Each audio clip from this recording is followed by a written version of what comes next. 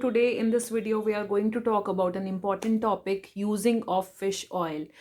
Many research papers say that using a fish oil has an incredible role in development of healthy functioning of brain. Okay, so using of fish oil, however, is a common practice, is an important protocol for some of the doctors also. But well, you have to understand this fact that you have to give the fish oil according to the needs of the child. You have to use it in the right portion. Okay, fish oil contains two important omega-3 fatty acids, EPA and DHA, which helps in the healthy functioning of brain. And it is also said that if you give fish oil on a regular basis, so it improves the brain functioning and the cognitive levels of the child.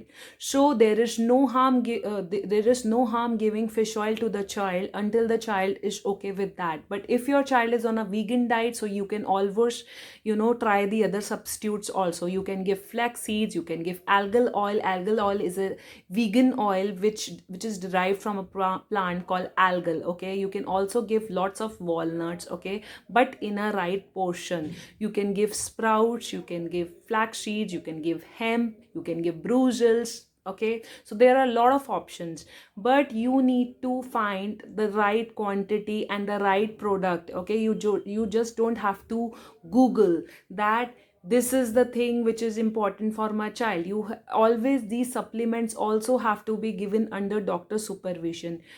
This is said that if we give fish oil on a regular basis to a child, so it reduces the inflammation of the brain, because we have seen that if a child is suffering from any kind of neurological disorder or any kind of anxiety issues, ADHD issues or depression issues, if you continue it for a regular basis, so it improves and bring our results quickly and fastly. Okay,